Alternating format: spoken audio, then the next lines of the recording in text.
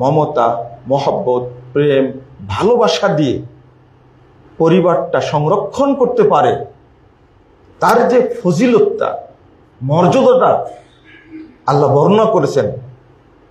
রাসূল সাল্লাল্লাহু আলাইহি ওয়াসাল্লাম বলছেন যে ফিরআউনের লোকেরা আসিয়াকে ধরে নিয়ে যেত, নিয়ে গিয়ে একবারে তপ্ত বালির উপরে তাকে ফেলে দিত এবং 2 পা 2 হাত পাথর চাপা দেয়। হাদিস আসছে যে মানে পাথর দিয়ে 2 পা এবং 2 হাতকে গুঁজে দিত, মানে খুঁটি মারা যাকে বলে, যে নড়াচড়া যেন না করতে পারে, পাথর চাপা দিত বুকের উপরে। তখন আসিয়া আল্লাহকে বলছেন, রব্বিবনি লি ইনদাকা বাইতান ফিল জান্নাহ, হে রব, তুমি আমার জন্য জান্নাতে একটা ঘর তৈরি করো। এই কথা বলা মাত্রই ফাকাশাফাল্লাহু হিজাবাহু, এই কথা দোয়া করে আল্লাহ যে দোয়া সাথে সাথে কবুল করেন।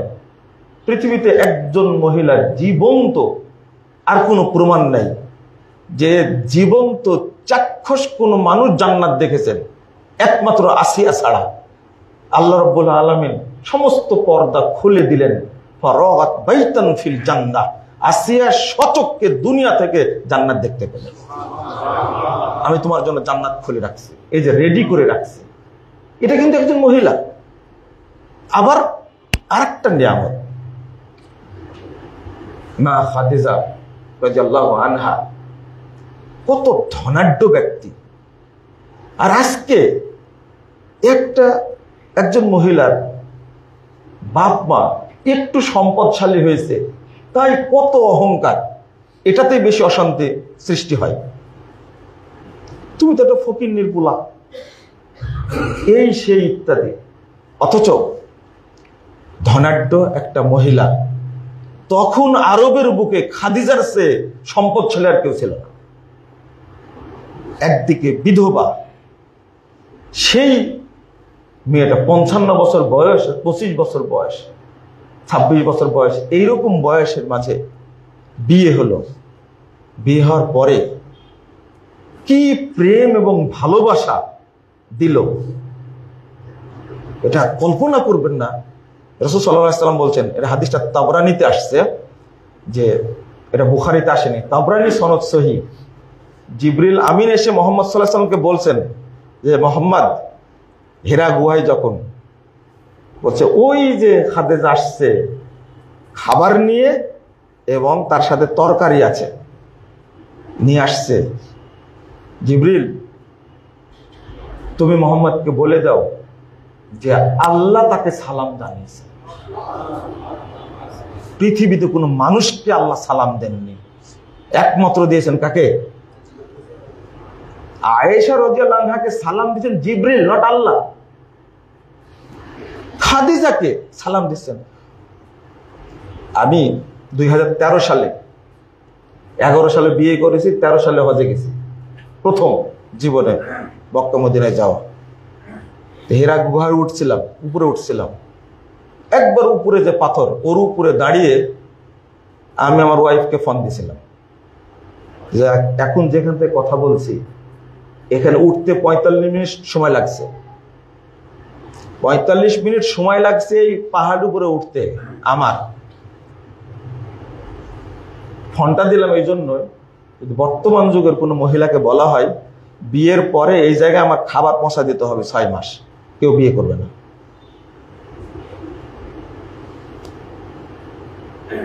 কিন্তু খাদিজা সে অন্য কিছু না। খাদিজা রাদিয়াল্লাহু আনহা তিনি এত বড় ধনাঢ্য মহিলা হওয়ার পরেও তিনি খাবার পৌঁছায় দিতেন অত দূরে উঠে। 6 মাস সেখান থেকে রাসূল সাল্লাল্লাহু আলাইহি ওয়াসাল্লাম বের হননি। এমনি কি সালাম দিয়েছেন আল্লাহ? আমাদের মহিলাদেরকে সালাম দেয় ইবলিস।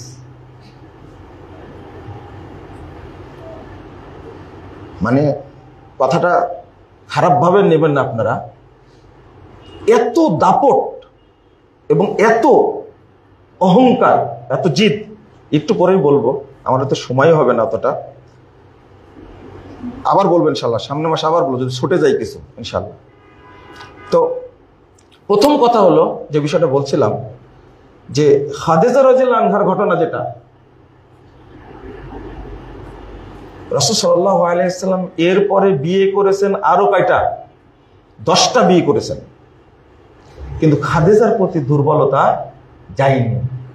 এবং সবচেয়ে বুদ্ধিমতী, সবচেয়ে সুন্দরী এবং সবচেয়ে বিচক্ষণ যে মা আয়েশা রাদিয়াল্লাহু আনহা, তিনি বর্ণনা করছেন, মানে ছেলে, মানে কি বলবো, বাচ্চামো বর্ণনা আর কি।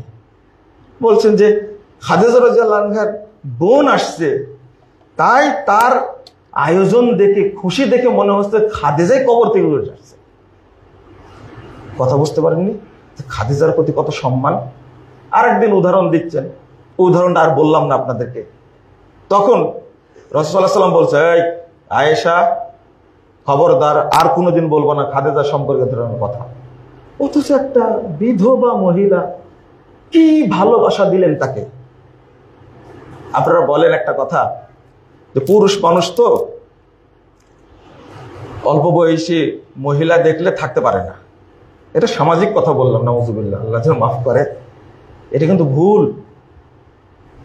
বাস্তব জ্যান্ত প্রমাণ পৃথিবীতে আপনারা দেখছেন না। এখন যে প্রিন্স লন্ডনের, ওর বউ দেখতে কেমন, আর যেটা মারা গেছে, নাম নিলাম না, ওটা কেমন। আবার বল, নাম নিচ্ছে, আমি তো নাম নিলাম, আপনার নাম নিলেন কেন? এত একটা সুন্দরী, দীর্ঘদিন প্রেম করে থাকার পরে ষড়যন্ত্র করে মারলো হলো, কিন্তু তাকে ছেড়ে দিয়ে এই মেয়েকে নিয়ে সংসার করছে কিভাবে? এটা আপনাদের ভুল চিন্তা।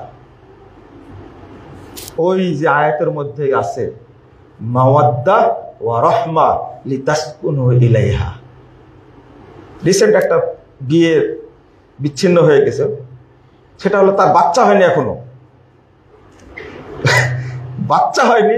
আলোচনা করলাম, বলে তুমি 2টা নিয়ে সংসার করো। তো বলছে না, আমি 2টা নিয়ে সংসার করব না। প্রথম প্রস্তাব দিয়েছিল, আমি রাজি ছিলাম, কিন্তু এখন আমি রাজি না।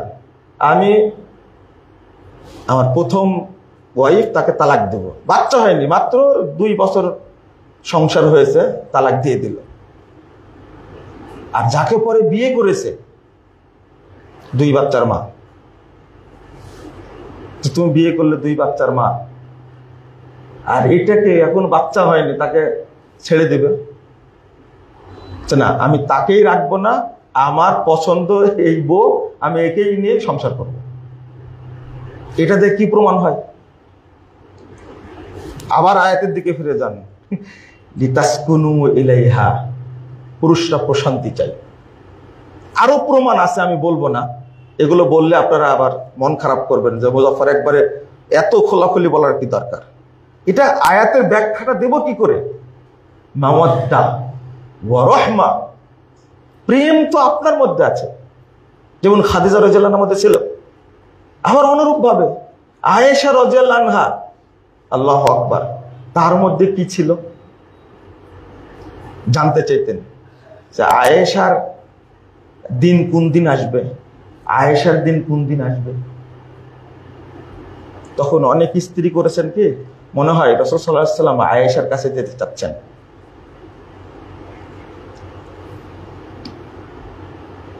আর-রিজালু কাওয়ামুন আলান নিসা, মেয়েদেরকে প্রথম চিন্তা করতে হবে পুরুষ আমার অভিভাবক, আমি পুরুষের অভিভাবক নই, পুরুষ আমার অভিভাবক, এটা মনে রাখতে হবে।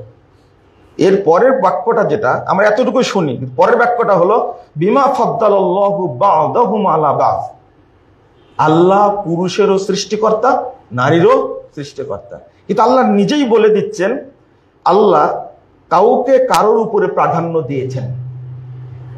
এখন আপনি প্রশ্ন করতে পারেন যে আপনি কেন বলবেন যে পুরুষরা নারীদের উপরে অভিভাবক, নারীরা অভিভাবক হতে পারে না? না, হতে পারে না। যদি আপনি মুসলিম হন, প্রশান্তি চান, তাহলে এটা বলতে পারবেন না, এটা কুফরি কথা। কারণ আল্লাহ অভিভাবক করে দিয়েছে নারীদের উপরে, কাকে? পুরুষকে অভিভাবক করে দিয়েছে। ফাদ্দালাল্লাহু বা'দাহুম আলা বা'দ, আল্লাহ যেহেতু দিয়েছেন, একজন নবীর উপরে আরেকজনের প্রাধান্য দেননি, আল্লাহ দিয়েছেন, ওইটা মানেন কেন? আপনাকে মানতে হবে। এখানেই এই নাস্তিকরা বলে থাকে যে কেন মহিলাদের উপরে কর্তৃত্ব করে পুরুষরা কেন করবে? ভাই এখন পর্যন্ত দেখলাম না যে 22 জন ফুটবল দল, তাই না? 11-11-22, কোনোদিন দেখলাম না তো 10 জন 20 জন করেন, 10 জন মহিলা 10 জন পুরুষ। এটা ফুটবল দলের সাজাতে পারবে? আপনারা কি নারীর ক্ষমতায়ন চান? একজন পুরুষ যেটা পারে, শারীরিক স্ট্রাকচার যেটা, সেটা মহিলা পারবে না।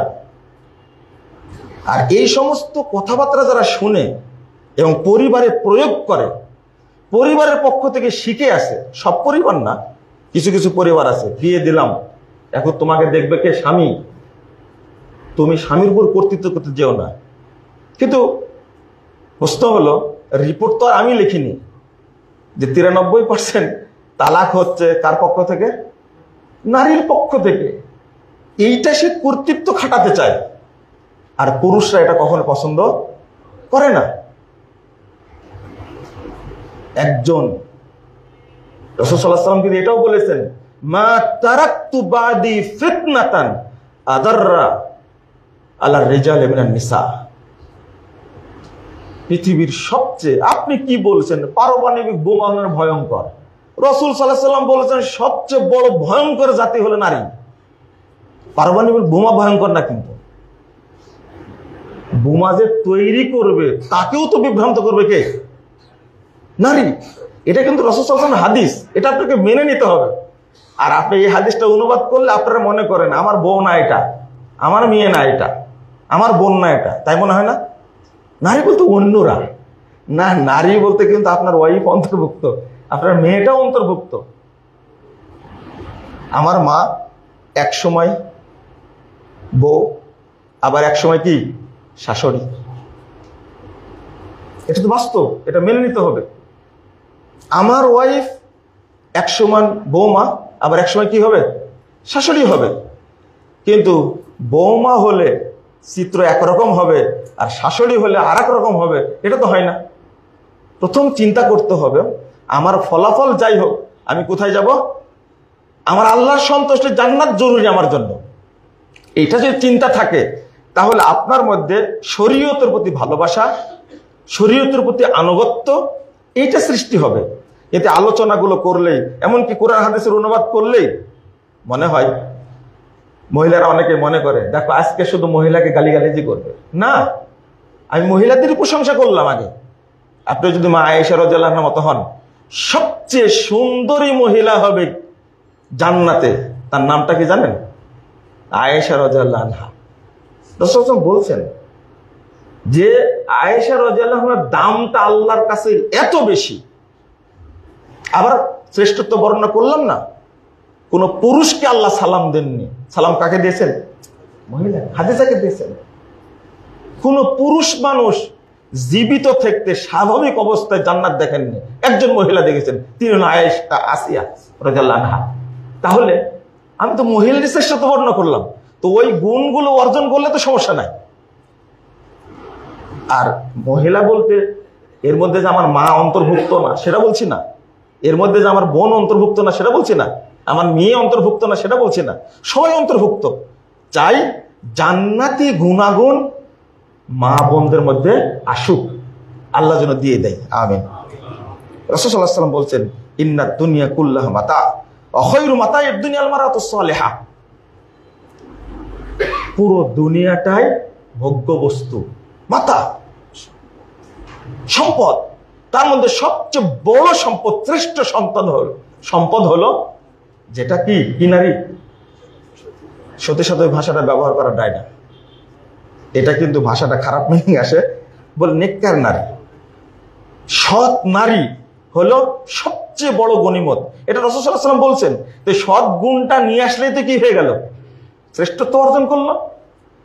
রাসূল সাল্লাল্লাহু আলাইহি ওয়াসাল্লাম বলছেন, খায়রুন নিসাইকুম আল ওদুদু ওয়াল ওলুদু ওয়াল মুআতিয়াতু আল মুআসিয়াতু। উত্তম মহিলা কারা? আল ওদুদ, যার মধ্যে প্রেম বেশি, ভালোবাসা বেশি। তারপরে আল ওলুদু, যে বেশি বাচ্চা দান করতে পারে। কিয়ামতের মাঠে রাসূল সাল্লাল্লাহু আলাইহি সাল্লাম ওই মহিলাকে আগে ডেকে নেবেন যে মহিলার বাচ্চা বেশি। কিন্তু মহিলারা বাচ্চা নিতে চায় না, এখন একটাও নিতে চায় না। নিবে 5 বছর পরে, বলছে এখন একটু কক্সবাজার যাব, থাইল্যান্ড যাব, ফিনল্যান্ড যাব, ডেনমার্ক যাব, লন্ডন যাব, একটু ঘুরি। 5 বছর বয়সে যখন বাচ্চা নিতে চাই তখন আর বাচ্চা হয় না। শেষ ফলাফল হলো কি? টেস্ট টিউব, বেবি নিবে।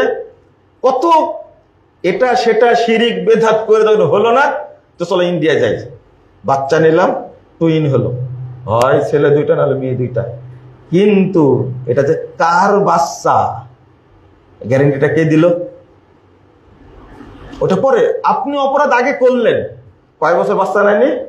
5 বছর 7 বছর বাচ্চা নেয়নি। আর একটা ধারণা এখানে, বাচ্চা হওয়ার পরে বিচ্ছেদ হওয়া যায় না, আগে দেখ তোর স্বামী কেমন, চলতে পারবে কিনা। আর এখন তো বিয়ের আগে টেস্ট করে নেয়, তারপরে বিয়ে হয়। 5 বছরে 7 বছর থাকে কি রিলেশন, বয়ফ্রেন্ড গার্লফ্রেন্ড থাকে। আর একটা কি বলে যেন, তো আল্লাহ বলছেন আল ওলুদ, বেশি কি সন্তান দান করে যে মহিলা, এই মহিলাকে রাসূল সাল্লাল্লাহু আলাইহি ওয়াসাল্লাম আগে ডেকে নেবেন এবং তাকে আগে জান্নাত দান করবেন। আপনি কি মনে করলেন এটা? আর এখন বাচ্চা নেওয়াটা মহিলাদের জন্য কঠিন অবস্থা। ছেলেরাও নিতে চায় না, মেয়েরাও নিতে চায় না। ছেলে হোক মেয়ে হোক, একটি সন্তানই যথেষ্ট। আগে কত ছিল? আগে 2টি ছিল, এখন চেঞ্জ হয়ে গেছে, তাই না? তারপরে বলছেন আল মুআতিয়াতু আল মুআসিয়াতু। মুআতিয়াতু মানে অনুগত, আল মুআসিয়াতু মানে সমব্যথী, অর্থাৎ স্বামীর সমস্যা হলে সেটা সে অনুভব করে। একজন স্বামীর অবস্থানটাকে সে বুঝতেই পারেনি, এটা তার স্ত্রী হতে পারে না। চোখ দেখলেই বুঝবে, এর অর্থ এটাই করেছে, চোখ দেখলে বুঝবে, চলাফেরা করতে গেলে বুঝবে যে আমার স্বামী হয়তো কোনো অশান্তির কারণ হতে পারে, কোনো সমস্যা আছে, আমি তাকে জিজ্ঞেস করি। এর ব্যাখ্যা অনেক আছে।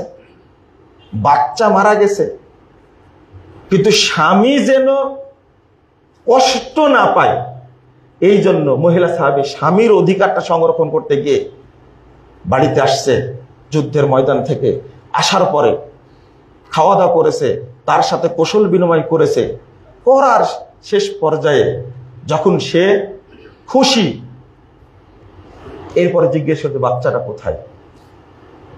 বলছে তোমার বাচ্চাকে আল্লাহ নিয়ে গেছে। তার আগ পর্যন্ত কিছু বলেনি। তাহলে অল মুআসিয়াতুর ব্যাখ্যা, ওয়াশাররু নিসাইকুম আল মুতাবাররিজাত আল মুতাখায়্যিলাত হুন্নাল মুনাফিকাতু লা ইয়াদখুলনাল জান্নাহ। রাসূল সাল্লাল্লাহু আলাইহি ওয়াসাল্লাম এখানে বলছেন সবচেয়ে খারাপ মহিলা তোমাদের মধ্যে যারা পুরুষের পোশাক পরে। 2 নম্বর মুতাখায়্যিলাত, আর যারা অহংকারী, অহংকারী জেদি।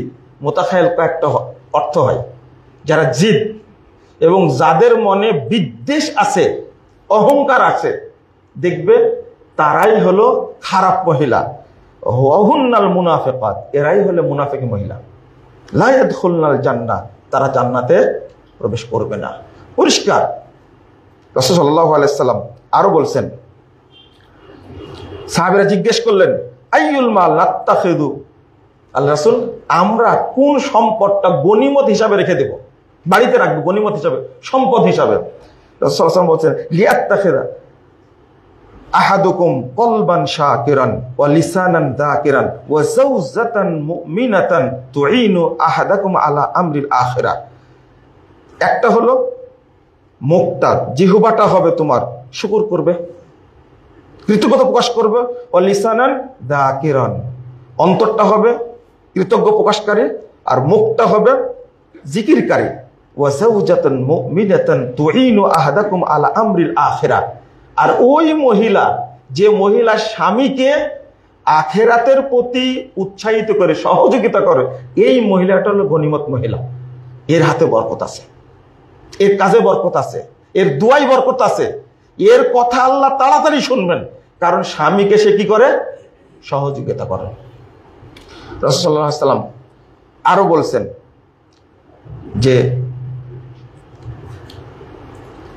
খয়রু নিসাই রকিবনাল ইবিলা নিসা ও কুরাইশ, যারা উটের পিঠে চড়ে মহিলারা, তাদের মধ্যে কুরাইশ মহিলা হলো উত্তম মহিলা।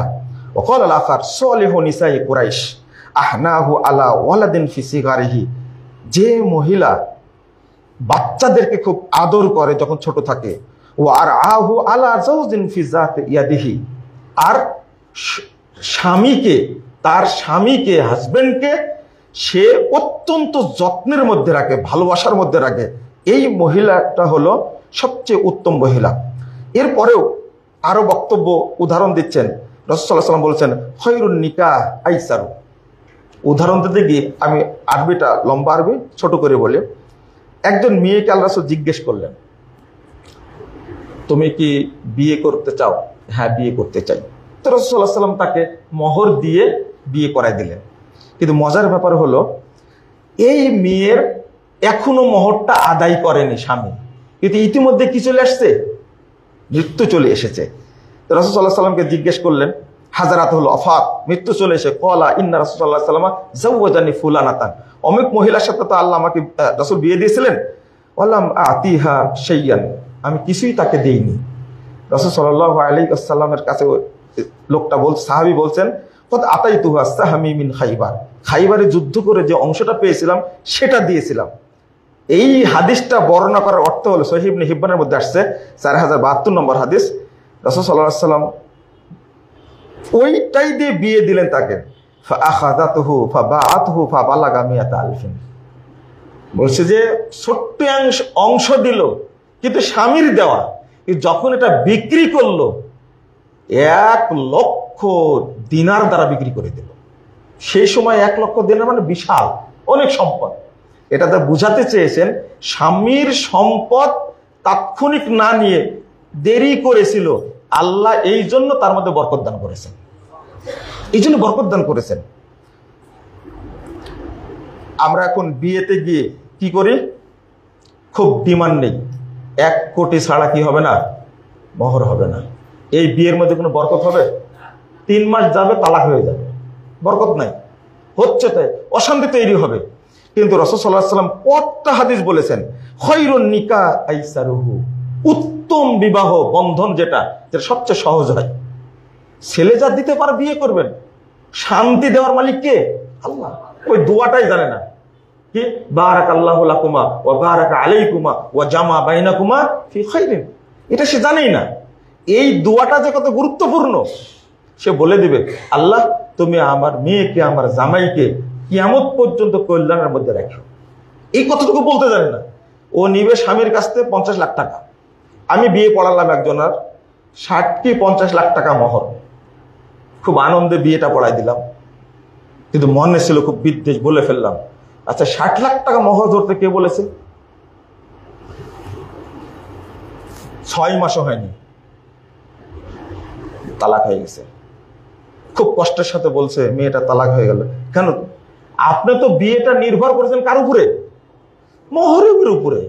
তো মোহর দিয়ে ধুয়ে খান এখন। আমি বলি এই 60 লাখ টাকা নগদ, 30 লাখ টাকা স্বর্ণ দিয়েছে, বাকি 30 লাখ টাকা নগদ দিয়েছে, চেক দিয়ে দিয়েছে। পুরো টাকা অ্যাকাউন্টে, ছেলের অ্যাকাউন্টে জমা দিবেন, তারপরে আপনি বিচ্ছিন্ন করতে পারেন, তার আগে পারবেন না। এখন তার এক বিপদ, মেয়েটাকে পাঠাই দিই, পাঠাবেন কেন? মেয়ের সম্পদ, মেয়ের সম্পদ, এটা আপনি ভোগ করেছেন কেন? জটিল সমীকরণ, আমি ওদিকে যাচ্ছি না। রাসূল সাল্লাল্লাহু আলাইহি ওয়াসাল্লাম বলছেন, আযামুন নিসা বারাকাতান আইসারুহুন্না মাউনাতান, ওই মহিলাটা হলো সবচেয়ে বরকতপূর্ণ বিয়ে, ওই মহিলার বিয়ে যে বিয়েটা হয় খুবই কম খরচে, এই বিয়েটা হলো বরকতপূর্ণ বিয়ে। তা আমরা তো বরকত পাই না, বরকতের মধ্যে আসে না, কারণ আমরা ছেলে মেয়ের উপরে এমন জিনিসটা চাপাই দিই, আর সব সময় তার উপর থেকে অনেক কিছু চাই। কিন্তু সেটা তো হয় না। আল্লাহ যেন আমাদের পরিবারে শান্তি দান করেন, আমিন। আমি আর একটা পয়েন্ট বলবো। একজন স্ত্রী তার দুইটা দায়িত্ব, ফরজ সালাত এবং ফরজ সিয়াম। ফরজ সালাত এবং ফরজ সিয়াম। এরপরে তৃতীয় দায়িত্ব মহিলার তার স্বামী, তার সন্তানও না। সন্তান জন্ম দিয়েছে, কিন্তু কত হাদিস আছে না, সব অন্য মানুষের কাছে, এমনকি মুহাম্মদ রাসূলুল্লাহ সাল্লাল্লাহু আলাইহি সাল্লাম তিনিও দুধ পান করেছেন অন্য মহিলার কাছে না। কেন? স্বামীর যেন সেবায় ত্রুটি না হয়, এটাকে মেনে নিতে হবে। আগের আপনারা যারা বুড়া মানুষ হয়ে গেছেন, আমরা অতটা বুড়া হয়নি, আপনার মা, আপনার চাচি, আপনার বাপকে, আপনার চাচাকে কিভাবে মূল্যায়ন করতেন, এখন কি ওই জিনিসটা পাওয়া যায়? এখন পাওয়া যায় না। তখন পরিবারে শান্তি ছিল। এর মূল কারণটা হলো তারা কিছু না জানলে, মূর্খ হলেও এতটুকু জানতো যে মানে স্বামীর অধিকার আছে আমার উপরে, আমাকে দেখে রাখতে হবে স্বামীকে। একটা হাদিস বললে আপনারা মনে করেন কষ্ট হয়ে যাবে, কিন্তু হাদিসটা বলতে হবে। তাহলে দ্বিতীয় দায়িত্ব কি? তৃতীয় দায়িত্ব হলো যে মহিলাটা নফল সালাত আদায় করতে পারবে না স্বামীর অনুমতি ছাড়া, যে মহিলাটা নফল সিয়াম আদায় করতে পারবে না স্বামীর অনুমতি ছাড়া, সেই মহিলার জন্য আর কি আছে, আর কি অধিকার আছে? এই নফল সালাত এবং নফল সিয়াম কবুল হওয়ার জন্য শর্ত হলো স্বামী সন্তুষ্ট থাকলে কবুল হবে, আর সন্তুষ্ট না থাকলে কবুল হবে না। হাদিসগুলো কি বলে? তিনটা কারণে বেশিরভাগ মহিলা জাহান্নামে যাবে। এক নম্বর হলো স্বামীর প্রতি অকৃতজ্ঞ। দুই নম্বর হলো আপনার অপরকে লানত করে। অধিকাংশ মেয়েই দেখবেন অন্যের ভালো চাই না। এটা কিন্তু আমার কথা বলছি না, ভালো খবরটা না আসুক, পুরুষরাও চাই, কিন্তু মেয়েদের মধ্যে এই জিনিসটা বেশি। এটা হাদিসে যেহেতু আসছে, আমার তো অন্যায় না এটা বলাটা, এটা বলতে হবে। তারা বলবে যে অমুক মেয়েটা যেন পাস না করে, খবর আসে যেন ফেল করেছে, A+ যেন না পায়, GPA 5 যেন না পায়, গোল্ডেন প্লাস যেন না পায়, অমুক মেয়ের জন্য বিয়ে না হয়, অমুক ছেলের জন্য বিয়ে না হয়। না, এটা হলো লানত, নাউজুবিল্লাহ, আস্তাগফিরুল্লাহ।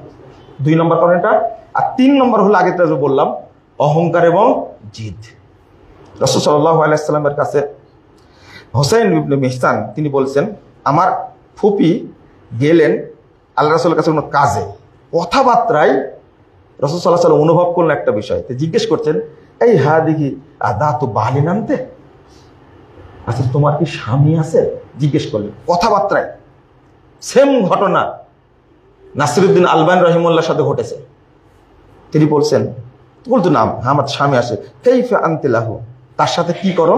মা আলুহু ইল্লা মা আজাস্তু আনহু, আমি তাকে খুব কষ্ট দিই, কিন্তু ওই ক্ষেত্রে দেই না যে ক্ষেত্রে আমি পারবো না। তখন রাসূলুল্লাহ সাল্লাল্লাহু আলাইহি ওয়াসাল্লাম, ফা আইনা আনতি মিনহু, তার থেকে তুমি কত দূরে? ফা ইন্নামা হুয়া জান্নাতুকে ওয়া নারুকে, অথচ সেই তোমার জান্নাত, সেই তোমার জাহান্নাম। তুমি তাকে কষ্ট দাও, কত দূরে তুমি স্বামী থেকে। মানে জিজ্ঞেস করতে গেছেন একটা, আর রাসূল সাল্লাল্লাহু আলাইহি ওয়াসাল্লাম ধরে নিয়েছেন কি আরেকটা। আলবানী রহিমাহুল্লাহকে প্রশ্ন করতে একজন মহিলা যে আচ্ছা এই সমস্যা কি হয়, এই সমস্যার সমাধান কি হয়? তখন বলছেন যে আপনার কি স্বামী আছে? আপনি কি স্বামীকে দেখাশোনা করেন? তখন বলছেন শেখ, আমি প্রশ্ন করছি একটা, আর আপনি প্রশ্ন করছেন কি আরেকটা। সেম এই হাদিসের ঘটনায়, মানে তার প্রশ্নে বুঝে গেছেন তার সমস্যাটার সমাধান নিয়ত আছে কার মধ্যে?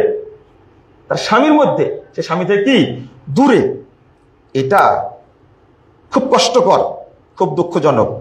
রাসূল সাল্লাল্লাহু আলাইহি ওয়াসাল্লাম বলছেন, ইদা সাল্লাতিল মারআতু খামসাহা ওয়া সামাত শাহরাহা ওয়া হাফিজাত ফারজাহা ওয়া আতাআত বালাহা ফালতাদখুল মিন আইয়াবিল জান্নাহ শাআত।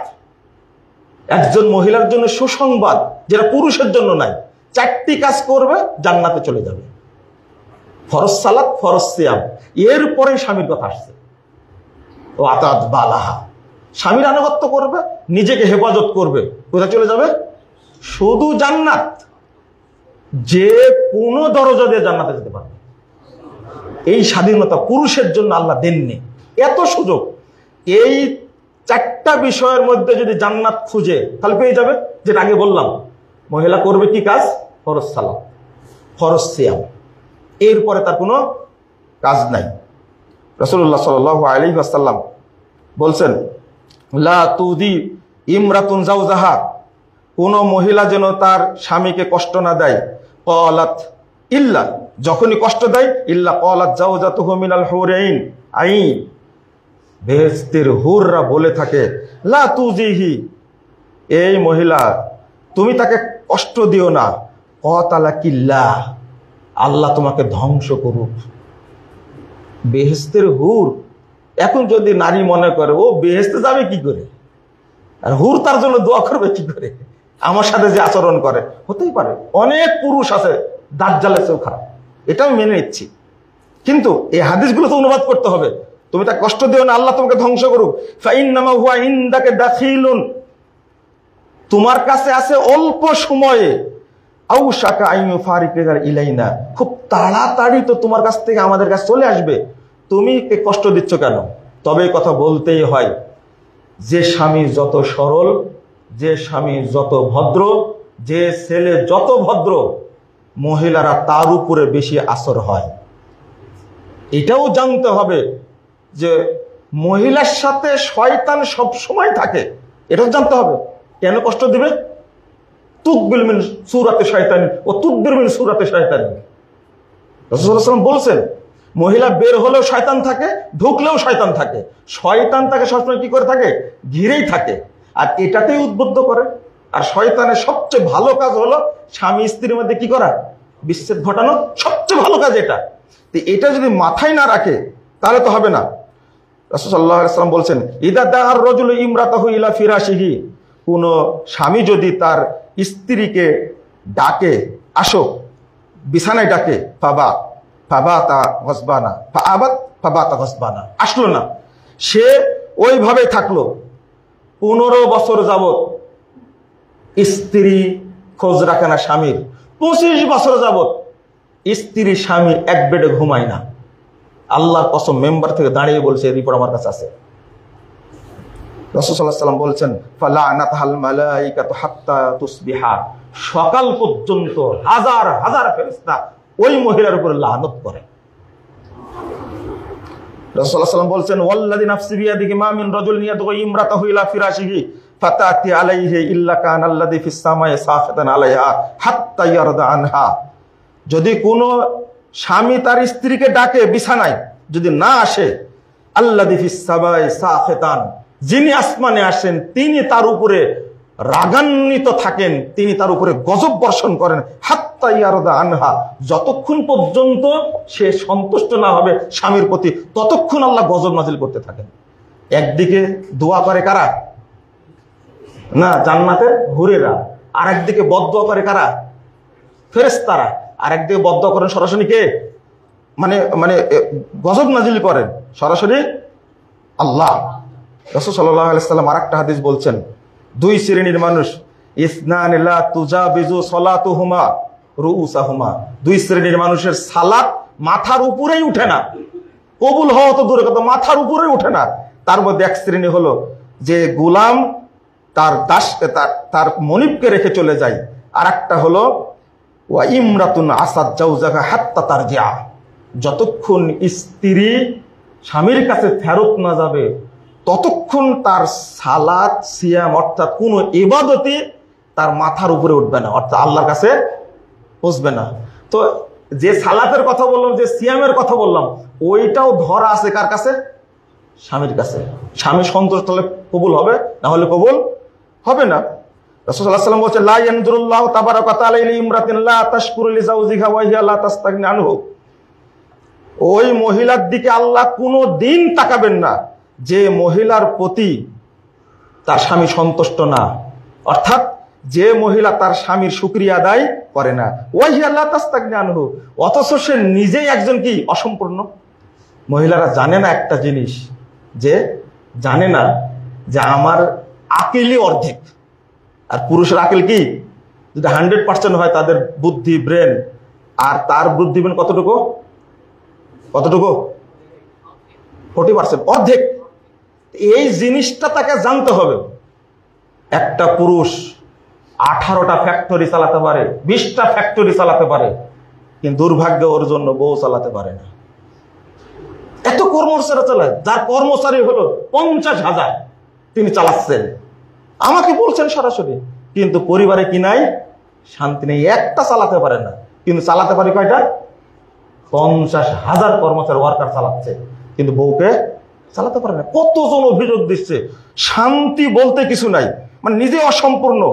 সেটা যদি না বুঝে, রাসূল সাল্লাল্লাহু আলাইহি সাল্লাম বলছেন, শেষ করে দিই, হাক্কু জাওজ আলা জাওজাতিহি লাউ কানাত ফিহি ফুরহাতান ফালাসাহাত লাহা সাতহা আও ইনতাসারা মিন খারাহু সাদিদান আও দামান সুম্মা ইবতালাতু মা আদ্দাত হাক্কাহু।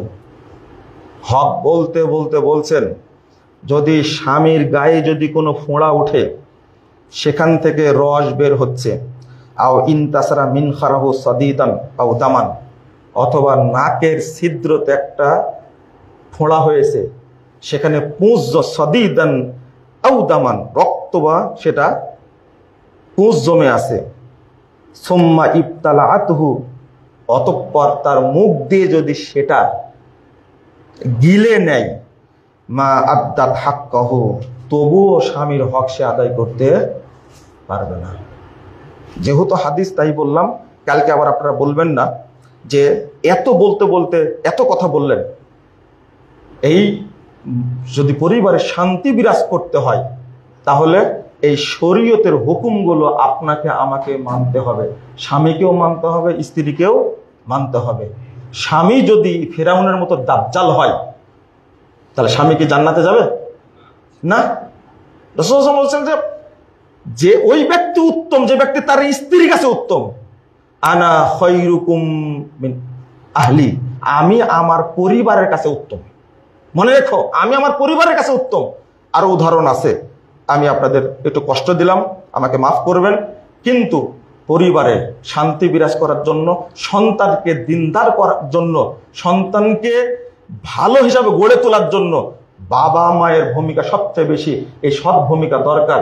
আল্লাহ রাব্বুল আলামিন যেন আমাদের মধ্যে সেই মহব্বতটা তৈরি করে দেন, আমিন। একজন ভাই খুব পরহেজগার মারা গেলেন কয়েকদিন আগে, 5টা সন্তান রেখে চলে গেছে, 3টা মেয়ে 2টা ছেলে। লা হাওলা ওয়ালা কুওয়াতা ইল্লা বিল্লাহ। এই মেয়েটা বারবার বলছে, কেন আমার কাছ থেকে আমার হাজবেন্ডকে তুলে নিলেন, এত ভালো ছিলেন তিনি, এত ভালোবাসতেন, আমাকে ছাড়া কিছুই বুঝতেন না। স্বামী মারা গেলে স্ত্রী বুঝে মারা গেছে, এরপরে বুঝে না, এছাড়া বুঝে না। আল্লাহ তুমি আমাদেরকে বুঝার তৌফিক দান করো, আমিন। বারাকাল্লাহু ফিকুম ওয়া জাযাকুমুল্লাহু খাইরান।